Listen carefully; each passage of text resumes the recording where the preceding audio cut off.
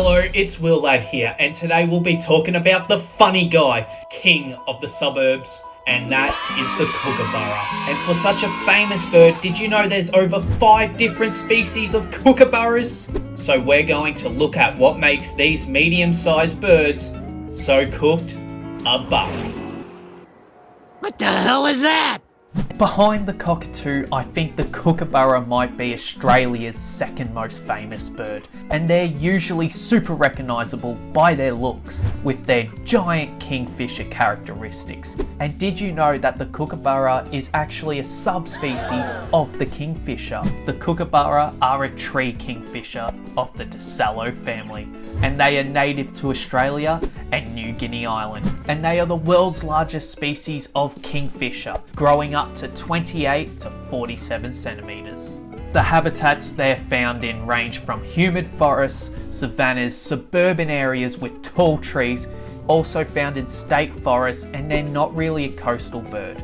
The word kookaburra is a loan word that originates from the largest Aboriginal group in central New South Wales, the Wiradjuri people, which called the kingfisher the Guru-Guru-Barra. But what makes the kookaburra so cool and so unique is their bird call. It sounds like someone finally appreciates my comedy.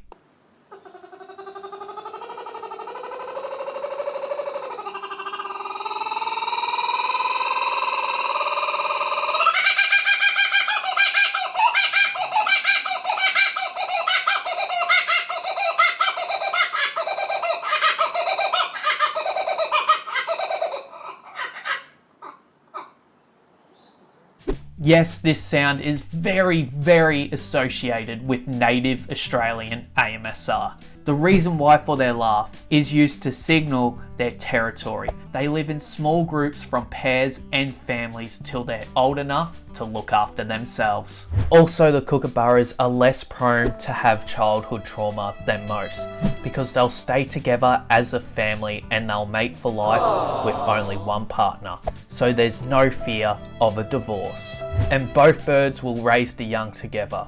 This includes incubating the eggs and caring for the chicks. The kookaburra diet includes a wide collection of prey, including lizards, snakes, frogs, rodents, bugs, beetles, and the list goes on. And they rarely eat fish, even though they're a kingfisher. Now onto the subspecies of kookaburra and what makes them so unique. First off is the Laughing Kookaburra, or the Dacelo novoganii for my bird nerds. The most common kookaburra and definitely the most famous. And it's probably the one you know too. They're easy to identify by their unmistakable look and characteristics. From their back and wings both being brown, that includes sprinkles of blue colouring throughout the wings. And underneath is an off-white colour scheme which connects to their head, where you'll find a brown eye stripe that connects to their long kingfisher style beak. They can grow up to 40 to 48 centimetres tall, making them the largest subspecies of kookaburra. But not just that, the biggest species of kingfisher in the world. The Laughing is also the most widespread kookaburra found all throughout Australia. From the east coast, from Mount Gambier, South Australia, all of Victoria, going up to New South Wales and up the coastal and inland parts of Queensland, right up to Cape York, but only being absent of dry desert areas. This means they're a very common resident in woodland forests and wooded water areas. The bird has also been introduced to the southwest of Western Australia and also Tasmania. And fun fact, the bird's nickname from early European settlers was the Bushman's clock, from how loud they were in the morning doing their stand-up routine. Oh, brother, this guy stinks! Now on to the second most common kookaburra, and that is the blue-winged kookaburra, or the Dacelo lechi. Now the blue wing is very much the dark horse of the kookaburra family because they oftenly get mistaken for the laughing kookaburra. So much even I've mistaken them before. But how can you identify them? Well, it's easy through these characteristics. They're slightly smaller than the laughing dude, only growing up to 40 to 46 centimeters. But what makes them so easy to identify is their white eye, which stands out, where the laughing kookaburra has a brown eye. They also have a brown back and bright blue feathers on their wings. You can figure that one out by their name. And having a brown crown on their head and also a white comb over look too. They also have white fur underneath their belly, but the western subspecies has a yellow belly and slightly more colourful blue in their wings. And their behaviour and diet is very similar to the laughing kookaburra. While the laughing kookaburra is found all around the east coast, the blue wing is found from southern Queensland right up to Cape York. And then they're also found in Northern Territory, usually around coastal areas, to northern Western Australia around Broome. And here is their call.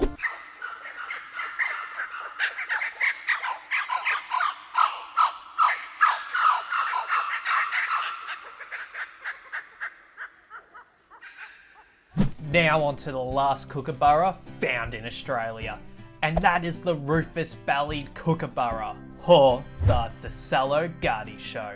They can be found on Saibai Island, which is an island north of Australia found in the Torres Strait Islands, and also Papua New Guinea and Indonesia on the island of New Guinea.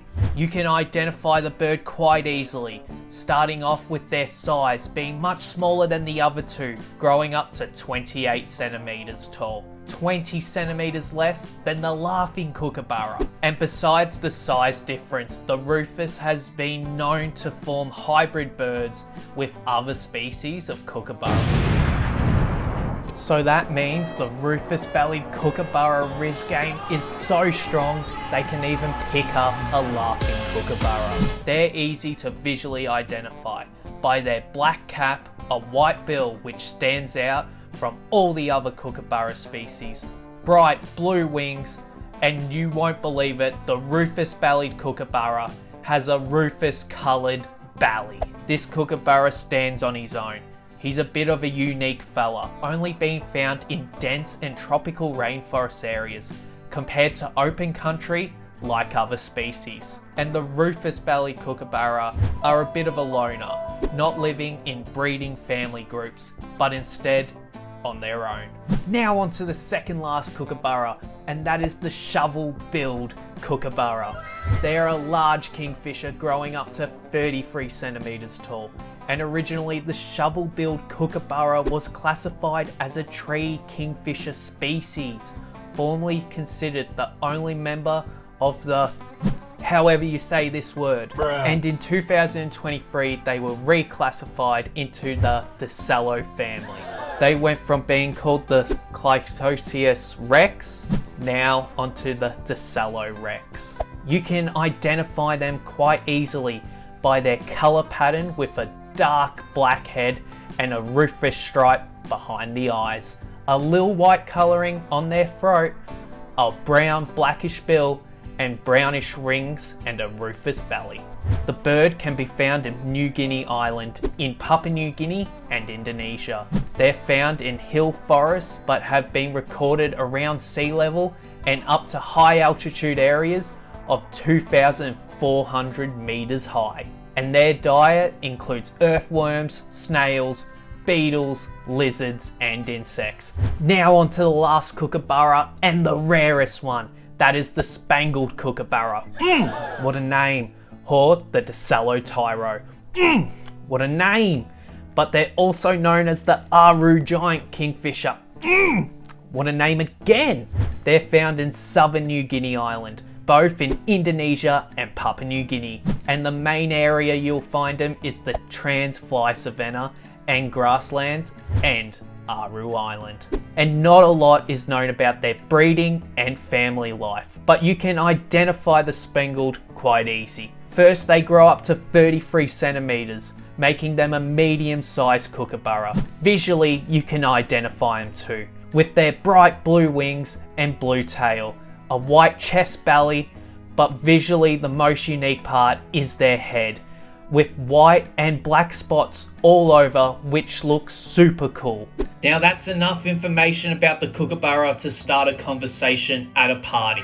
And thank you for watching, and if you want to support the channel, I have merch, and the vintage Laughing Kookaburra shirt just dropped. So if you'd like to buy one of these, the link is in the description. And make sure to subscribe for the next video and follow my Instagram too.